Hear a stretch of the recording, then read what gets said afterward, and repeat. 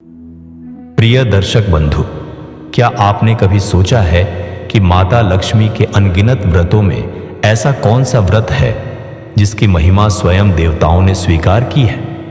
ऐसा कौन सा व्रत है जिसे करने मात्र से निर्धनता दूर होने लगती है, रुके हुए कार्य गति पकड़ने लगते हैं और घर में सुख समृद्धि का प्रवेश होने लगता है? शास्त्रों में वर्णित है कि माता लक्ष्मी केवल धन की देवी नहीं है, बल्कि सौभाग्य, वैभव, शांति, सम्मान और दिव्य कृपा की अधिष्ठात्री भी है। लेकिन उनकी कृपा हर किसी पर समान रूप से नहीं बरसती। कुछ लोग जीवन भर मेहनत करते हैं, फिर भी आर्थिक संकटों से घिरे रहते हैं, जबकि कुछ लोगों के जीवन में अचानक ऐसा परिवर्तन आता है कि मानो स्वयं लक्ष्मी जी ने उनके घर में स्थायी निवास कर लिया हो। इसके पीछे केवल भाग्य नहीं, बल्कि कुछ विशेष आध्यात्मिक नियम और व्रतों की शक्ति भी कार्य करती है। आज की इस अद्भुत कथा में हम जानेंगे कि माता लक्ष्मी का सबसे शक्तिशाली व्रत कौन सा माना गया है, इसकी शुरुआत कैसे हुई, किन भक्तों ने इस व्रत के प्रभाव से अपना भाग्य बदला और क्यों यह व्रत आज भी करोड़ों श्रद्धालुओं के लिए चमत्कारी माना जाता है। साथ ही आप यह भी जानेंगे कि इस व्रत को करते समय कौन सी गलतियां माता लक्ष्मी को अप्रसन्न कर सकती हैं और कौन से नियम इसे 1000 गुना अधिक प्रभावशाली बना देते हैं। इसलिए इस दिव्य यात्रा के अंत तक अवश्य बने रहिए, क्योंकि आगे जो रहस्य प्रकट होने वाला है वह संभवतः आपके जीवन की दिशा बदल सकता है। प्राचीन काल की बात है, जब पृथ्वी पर धर्म और अधर्म के बीच संघर्ष निरंतर चल रहा था, तब अनेक ऐसे परिवार थे जो ईश्वर में अटूट विश्वास रखने के बावजूद आर्थिक कष्टों से घिरे हुए थे। उन्हीं दिनों एक छोटे से नगर में धर्मदास नाम का एक ब्राह्मण रहता था। वह अत्यंत ईमानदार, विनम्र और भगवान का भक्त था। प्रतिदिन प्रातःकाल स्नान करके पूजा पाठ करता, जरूरतमंदों की सहायता करता और अपने परिवार का पालन पोषण करने के लिए कठोर परिश्रम करता। किंतु आश्चर्य की बात यह थी कि उसके जीवन में अभाव समाप्त होने का नाम ही नहीं लेता था। कभी भोजन की कमी, कभी आड़ का बोझ, तो कभी बीमारी का संकट उसके परिवार पर मंडराता रहता। कई बार लोगों ने उसका उपहास भी किया और कहा कि केवल भक्ति से पेट नहीं भरता। लेकिन धर्मदास का विश्वास कभी नहीं डगमगाया। उसे भरोसा था कि एक दिन अवश्य ऐसा आएगा जब माता लक्ष्मी उसकी पुकार सुनेंगी। एक रात्रि जब वह अत्यंत दुखी मन से सोया हुआ था, तब उसे एक अद्भुत स्वप्न दिखाई दिया। उसने देखा कि आकाश से दिव्य प्रकाश उतर रहा है और उस प्रकाश के मध्य एक अलौकिक कमल प्रकट हुआ। उस कमल पर विराजमान थी स्वयं माता महालक्ष्मी। उनके मुखमंडल का तेज हजारों सूर्य के समान चमक रहा था, किंतु उनकी करुणा चंद्रमा की शीतलता जैसी थी। धर्मदास विस्मित होकर उनके चरणों में गिर पड़ा। माता ने मधुर स्वर में कहा, वत्स, तुम्हारी भक्ति ने मुझे प्रसन्न किया है। तुम्हारे जीवन के कष्ट केवल कर्मों के कारण नहीं, बल्कि एक विशेष आध्यात्मिक परीक्षा का परिणाम है। अब समय आ गया है कि तुम उस व्रत का ज्ञान प्राप्त करो जिसकी महिमा तीनों लोकों में प्रसिद्ध है। धर्मदास ने हाथ जोड़कर विनती की, माँ, कृपा करके मुझे वह मार्ग बताइए जिससे मेरा ही नहीं, हर भक्त का कल्याण हो सके। तब माता लक्ष्मी ने कहा, शुक्रवार का महालक्ष्मी व्रत मेरे सबसे प्रिय व्रतों में से एक है। जो व्यक्ति श्रद्धा, विश्वास और पवित्रता के साथ इस व्रत का पालन करता है, उसके जीवन में धीरे धीरे सुख, समृद्धि और सौभाग्य का प्रवेश होने लगता है। लेकिन इसकी वास्तविक शक्ति केवल उपवास में नहीं, बल्कि मन की शुद्धता, दान, सेवा और सदाचार में छिपी है। स्वप्न में माता लक्ष्मी ने धर्मदास को अनेक रहस्य बताए। उन्होंने कहा कि संसार में बहुत से लोग केवल धन पाने के उद्देश्य से व्रत करते हैं, किंतु वास्तविक लक्ष्मी उसी घर में निवास करती है जहां सत्य, सम्मान, करुणा और पवित्रता का वास होता है। जिस घर में बुजुर्गों का आदर नहीं होता, जहां क्रोध और अपमान का वातावरण रहता है, वहां लक्ष्मी का टिकना अत्यंत कठिन हो जाता है। इसके विपरीत जो व्यक्ति अपने कर्मों को शुद्ध रखता है, दूसरों की सहायता करता है और ईश्वर के प्रति कृतज्ञ रहता है, वहां लक्ष्मी स्वयं आकर्षित होकर आती है। प्रातःकाल जब धर्मदास की आंख खुली तो उसका हृदय अद्भुत शांति और उत्साह से भर चुका था। उसे ऐसा लग रहा था मानो उसके जीवन का अंधकार समाप्त होने वाला है। उसने उसी दिन से माता के बताए हुए नियमों का पालन प्रारंभ कर दिया।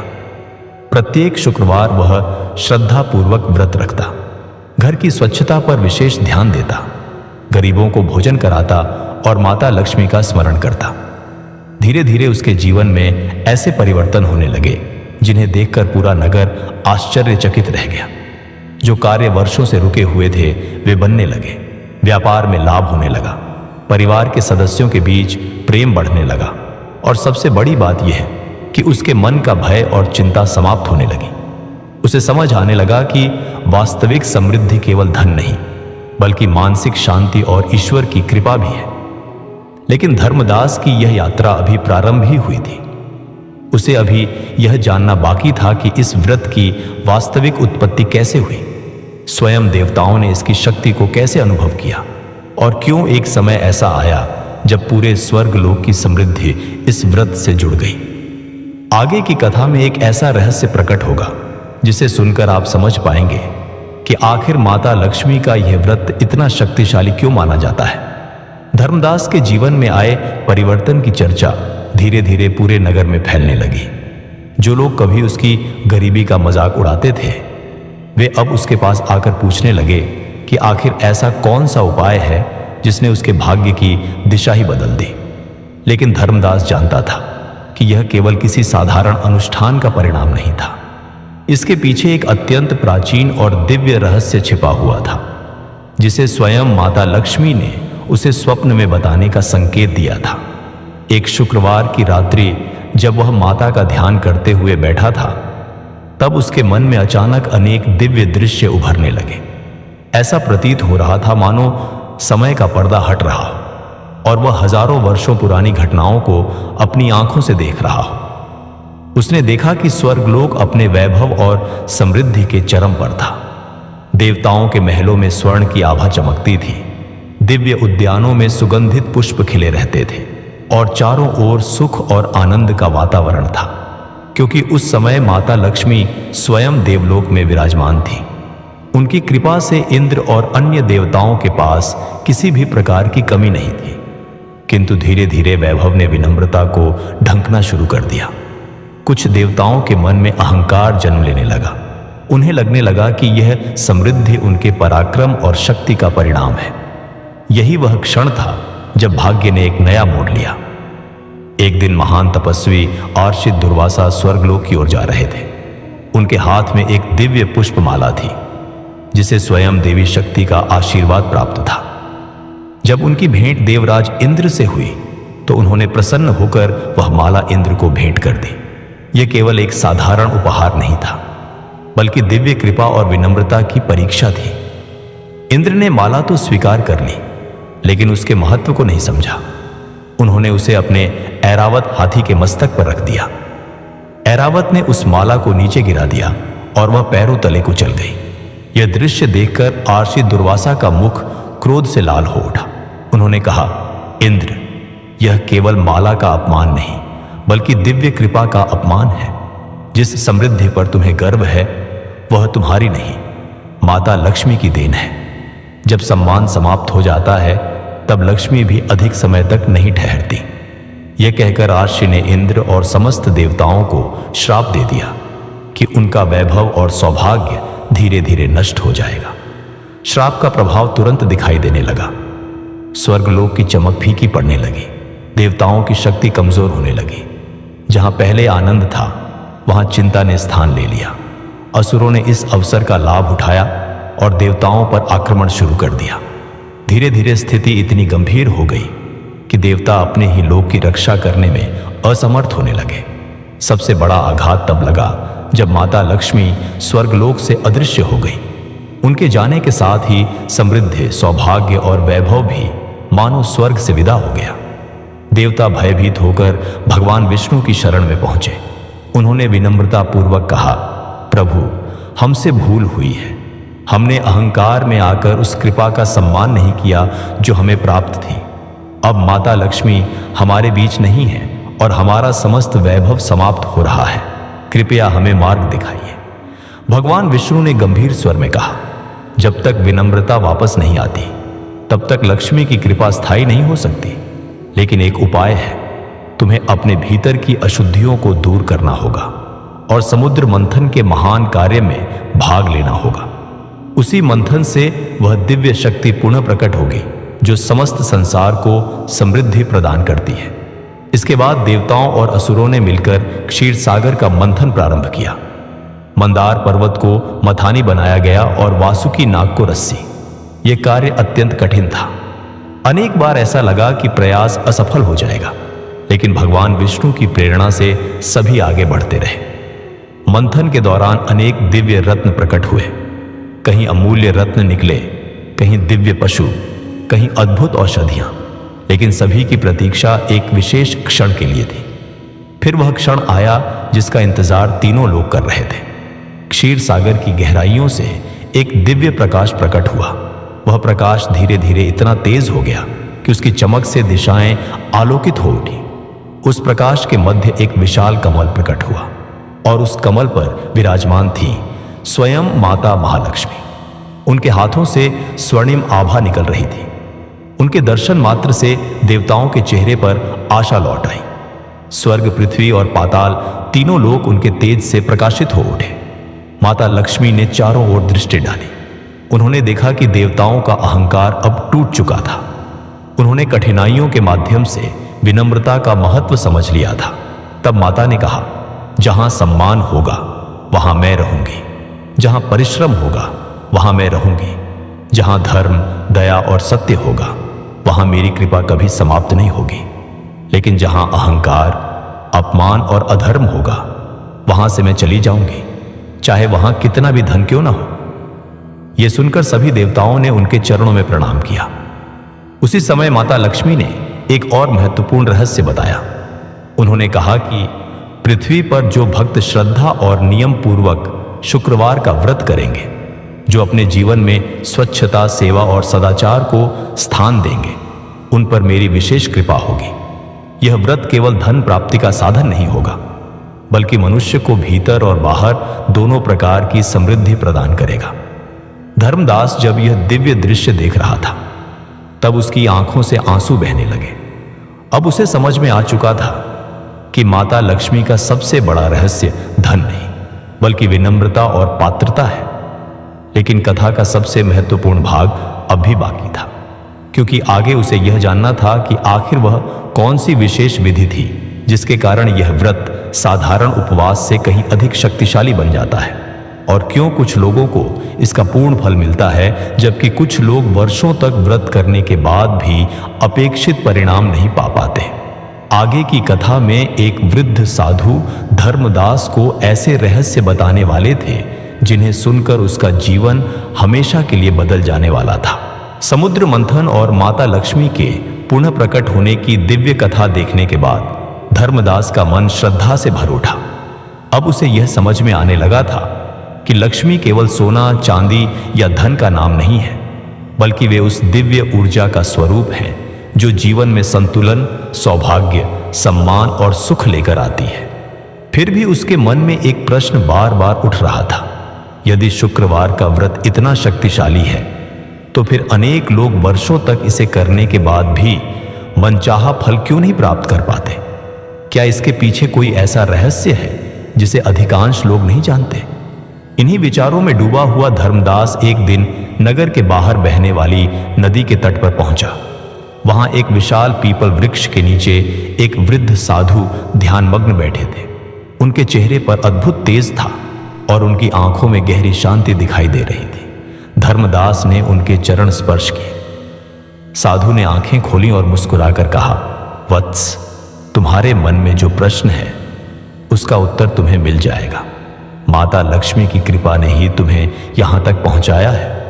धर्मदास आश्चर्यचकित रह गया। उसने तो अभी तक अपने मन की बात कही भी नहीं थी। वह विनम्रता से बोला, गुरुदेव, यदि आप जानते हैं तो कृपया मुझे बताइए कि माता लक्ष्मी के व्रत का वास्तविक रहस्य क्या है? क्यों कुछ लोगों का जीवन बदल जाता है और कुछ लोग केवल प्रतीक्षा करते रह जाते हैं? साधु ने शांत स्वर में कहा, क्योंकि अधिकांश लोग व्रत का बाहरी स्वरूप देखते हैं, लेकिन उसकी आत्मा को नहीं समझते। वे सोचते हैं कि एक दिन भोजन छोड़ देने से लक्ष्मी प्रसन्न हो जाएंगी, लेकिन माता लक्ष्मी केवल भूखे रहने से प्रसन्न नहीं होती। वे मन की पवित्रता, कर्मों की शुद्धता और भावनाओं की सच्चाई को देखती हैं। यह कहकर साधु ने एक प्राचीन कथा सुनानी शुरू की।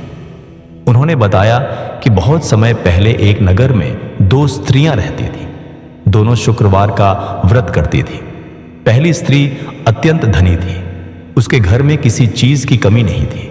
वह बड़े बड़े अनुष्ठान करती, महंगे वस्त्र पहनती और लोगों को दिखाती कि वह कितनी बड़ी भक्त है, लेकिन उसके मन में अहंकार था। वह गरीबों का अपमान करती और स्वयं को दूसरों से श्रेष्ठ समझती थी। दूसरी ओर एक निर्धन स्त्री थी जिसका नाम गौरी था। उसके पास धन नहीं था, लेकिन उसके हृदय में सच्ची श्रद्धा थी। वह जितना संभव होता उतनी सेवा करती। यदि उसके पास 2 रोटियां होती तो एक स्वयं खाती और दूसरी किसी भूखे को दे देती। शुक्रवार के दिन वह पूरी निष्ठा से माता लक्ष्मी का स्मरण करती और कहती, मां, मुझे धन से पहले आपकी कृपा चाहिए। समय बीतता गया। एक दिन दोनों स्त्रियों को एक ही रात स्वप्न आया। धनी स्त्री ने देखा कि वह स्वर्ण से भरे महल में खड़ी है, लेकिन वहां चारों ओर अंधकार है और उसके पास कोई नहीं है। दूसरी ओर गौरी ने देखा कि माता लक्ष्मी स्वयं उसके घर आई हैं और उसके सिर पर हाथ रखकर कह रही है, वत्स, तुम्हारे घर में धन भले कम हो, लेकिन तुम्हारे हृदय में वह संपत्ति है जो सबसे दुर्लभ है। कुछ ही वर्षों में परिस्थितियां बदल गईं। धनी स्त्री का अहंकार उसके पतन का कारण बन गया। उसके परिवार में कलह बढ़ने लगी, व्यापार में हानि होने लगी और उसका मन हमेशा अशांत रहने लगा। जबकि गौरी के जीवन में धीरे धीरे सुख और समृद्धि आने लगी। उसका परिवार स्वस्थ रहने लगा, सम्मान बढ़ने लगा और आवश्यकताओं की पूर्ति होने लगी। तब लोगों को समझ में आया कि माता लक्ष्मी केवल बाहरी वैभव नहीं देखती, बल्कि हृदय की सच्चाई को पहचानती है। साधु ने धर्मदास की ओर देखते हुए कहा, यही कारण है कि कई लोग व्रत तो करते हैं लेकिन फल नहीं पाते। वे केवल धन चाहते हैं, लेकिन अपने व्यवहार को नहीं बदलते। वे पूजा करते हैं, लेकिन दूसरों का अपमान भी करते हैं। वे दीपक जलाते हैं, लेकिन उनके भीतर ईर्ष्या और क्रोध की आग जलती रहती है। ऐसी स्थिति में लक्ष्मी की कृपा स्थायी नहीं हो सकती। धर्मदास ध्यानपूर्वक उनकी बातें सुन रहा था। साधु ने आगे कहा, शुक्रवार का व्रत वास्तव में आत्मशुद्धि का व्रत है। इस दिन घर की सफाई का विशेष महत्व इसलिए बताया गया है क्योंकि बाहरी स्वच्छता मनुष्य को आंतरिक स्वच्छता की याद दिलाती है। दीपक इसलिए जलाया जाता है ताकि अज्ञान का अंधकार दूर हो। दान इसलिए किया जाता है ताकि मन का लोभ कम हो। और माता लक्ष्मी का स्मरण इसलिए किया जाता है ताकि मनुष्य यह न भूले कि जो कुछ भी उसके पास है वह ईश्वर की कृपा से ही है। इतना कहकर साधु कुछ क्षण मौन हो गए। फिर उन्होंने एक और रहस्य बताया, जिसे सुनकर धर्मदास की आंखें फैल गईं। उन्होंने कहा, वत्स, बहुत कम लोग जानते हैं कि माता लक्ष्मी हर शुक्रवार को पृथ्वी पर भ्रमण करती हैं। वे महलों से अधिक उन घरों में जाती हैं जहां प्रेम, सम्मान और संतोष का वातावरण होता है।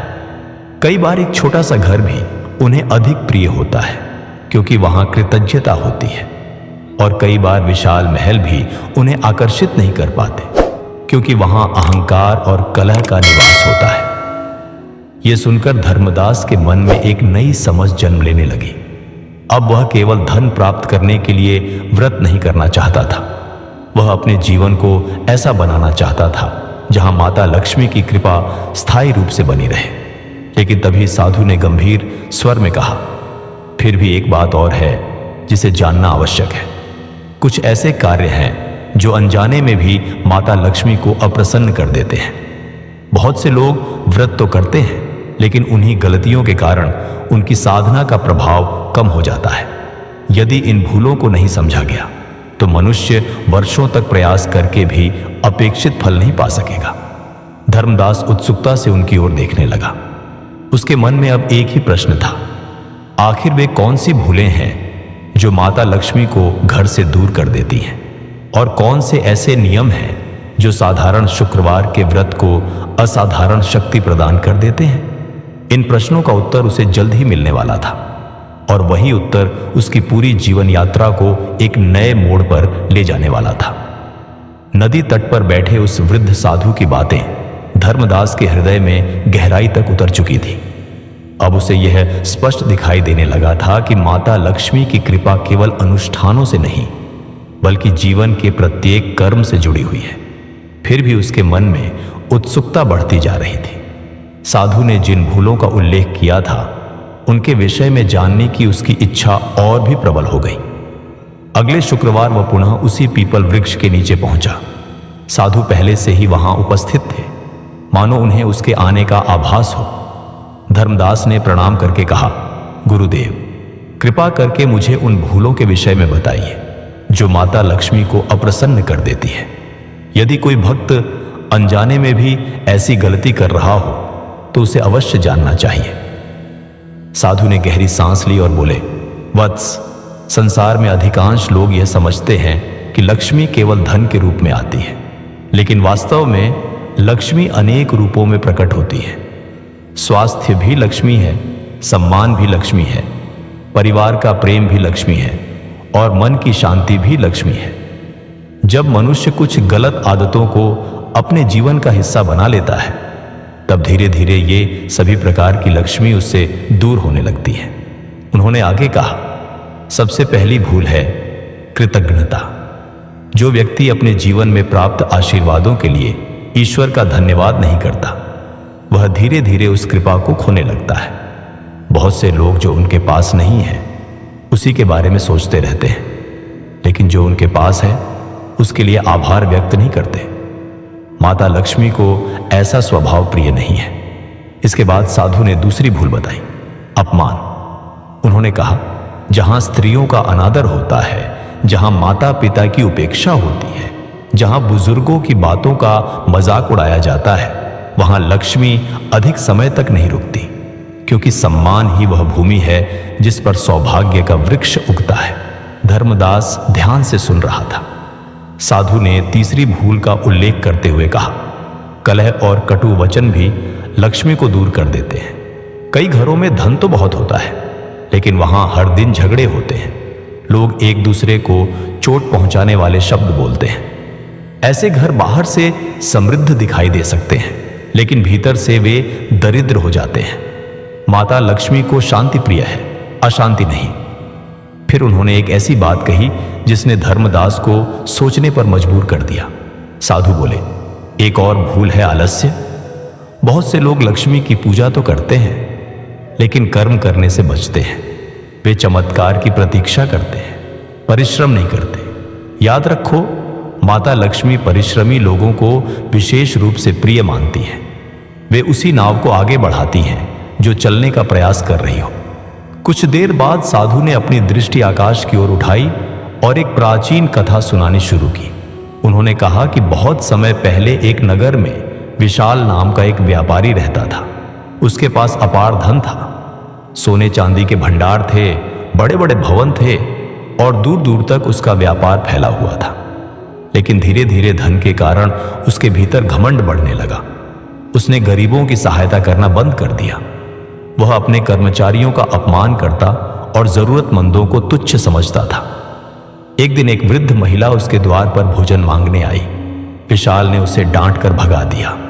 वह महिला कोई साधारण स्त्री नहीं थी, वह माता लक्ष्मी की परीक्षा थी। कहा जाता है कि उसी दिन से विशाल के जीवन में विपत्तियां शुरू हो गईं। उसके व्यापार में घाटा होने लगा। जिन लोगों पर वह भरोसा करता था वे उससे दूर हो गए। धीरे धीरे उसका वैभव समाप्त होने लगा। दूसरी ओर उसी नगर में एक साधारण किसान रहता था। उसके पास बहुत अधिक धन नहीं था, लेकिन उसका हृदय दयालु था। वह प्रत्येक शुक्रवार को माता लक्ष्मी का स्मरण करता और अपनी सामर्थ्य के अनुसार किसी न किसी की सहायता अवश्य करता। एक दिन वही वृद्ध महिला उसके घर पहुंची। किसान ने सम्मानपूर्वक उन्हें बैठाया, भोजन कराया और विनम्रता से विदा किया। कुछ समय बाद उसके खेतों में ऐसी भरपूर फसल हुई कि पूरे क्षेत्र में उसकी चर्चा होने लगी। उसका परिवार सुखी रहने लगा और उसका सम्मान बढ़ता गया।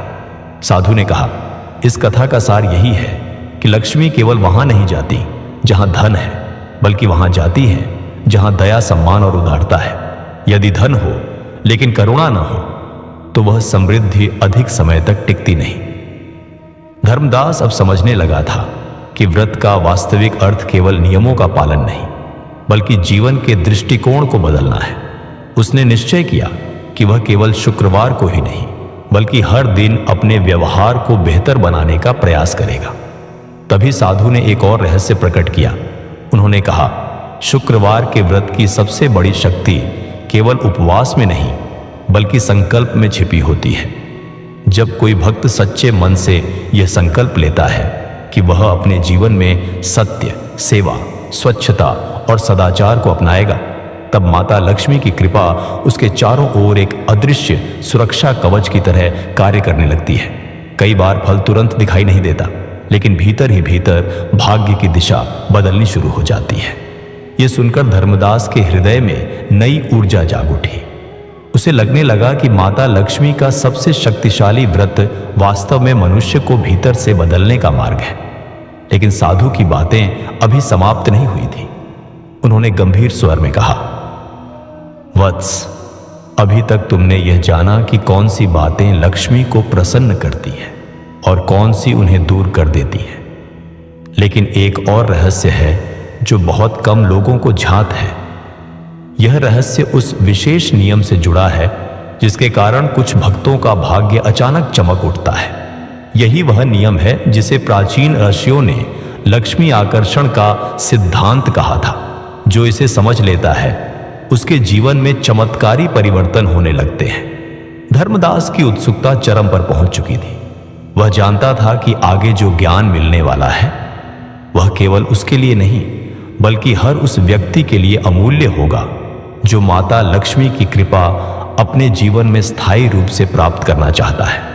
और इसी रहस्य के साथ उसकी आध्यात्मिक यात्रा का अगला अध्याय प्रारंभ होने वाला था। अगले कुछ दिनों तक धर्मदास उसी रहस्य के बारे में सोचता रहा जिसे साधु ने लक्ष्मी आकर्षण का सिद्धांत कहा था। जब वह पुनः उनके पास पहुंचा तो साधु ने मुस्कुराते हुए कहा, वत्स, अब समय आ गया है कि तुम उस अंतिम सत्य को जानो जो माता लक्ष्मी के सबसे शक्तिशाली व्रत का सार है। साधु बोले, लोग समझते हैं कि लक्ष्मी को आकर्षित करने का अर्थ केवल धन प्राप्त करना है, लेकिन वास्तविकता इससे कहीं गहरी है। माता लक्ष्मी वहां आती हैं जहां संतोष होता है। जो व्यक्ति हर समय शिकायत करता है, दूसरों से ईर्ष्या करता है और केवल अधिक पाने की इच्छा में जीता है, उसके जीवन में सुख टिक नहीं पाता। लेकिन जो व्यक्ति परिश्रम करता है, ईश्वर पर विश्वास रखता है और जो मिला है उसके लिए कृतज्ञ रहता है, उसके जीवन में लक्ष्मी धीरे धीरे स्थायी निवास बना लेती है। फिर साधु ने धर्मदास से कहा, याद रखो, शुक्रवार का व्रत केवल एक दिन का उपवास नहीं है, यह एक जीवन पद्धति है। स्वच्छता, सम्मान, दया, सेवा, सत्य और संतोष, ये ही उस व्रत के वास्तविक स्तंभ हैं। यदि कोई व्यक्ति इन गुणों को अपने जीवन में उतार ले तो माता लक्ष्मी की कृपा उसे अवश्य प्राप्त होती है। इन शब्दों ने धर्मदास के जीवन को पूरी तरह बदल दिया। उसने केवल व्रत करना ही नहीं, बल्कि उन सभी गुणों को अपने जीवन का हिस्सा बना लिया। समय के साथ उसका घर समृद्ध हुआ, परिवार सुखी हुआ और उसे समाज में सम्मान प्राप्त होने लगा। लेकिन सबसे बड़ा परिवर्तन यह था कि अब उसके मन में भय नहीं था। उसे विश्वास हो चुका था कि जहां माता लक्ष्मी की कृपा और भगवान पर अटूट श्रद्धा हो, वहां कोई अभाव स्थायी नहीं रह सकता। कहा जाता है कि धर्मदास ने अपने जीवन के अंतिम दिनों तक हर शुक्रवार श्रद्धा से माता लक्ष्मी का स्मरण किया और लोगों को यही संदेश दिया कि लक्ष्मी को पाने का सबसे सरल मार्ग बाहरी दिखावा नहीं, बल्कि आंतरिक शुद्धता है। धन आ सकता है और जा सकता है, लेकिन यदि लक्ष्मी के प्रिय गुण जीवन में बस जाएं, तो सौभाग्य बार बार लौट कर आता है। तो प्रिय भक्तों, माता लक्ष्मी का सबसे शक्तिशाली व्रत केवल नियमों का पालन करने का नाम नहीं, बल्कि अपने विचारों, व्यवहार और कर्मों को पवित्र बनाने का संकल्प है। यदि आप श्रद्धा, विनम्रता और सच्चे मन से इस मार्ग पर चलते हैं, तो माता लक्ष्मी की कृपा आपके जीवन में भी नए द्वार खोल सकती है। यदि आपको यह दिव्य कथा पसंद आई हो तो वीडियो को लाइक करें, चैनल को सब्सक्राइब करें और कमेंट में श्रद्धा से लिखें, जय माता लक्ष्मी। माता रानी की कृपा आप और आपके परिवार पर सदैव बनी रहे। जय महालक्ष्मी। धन्यवाद।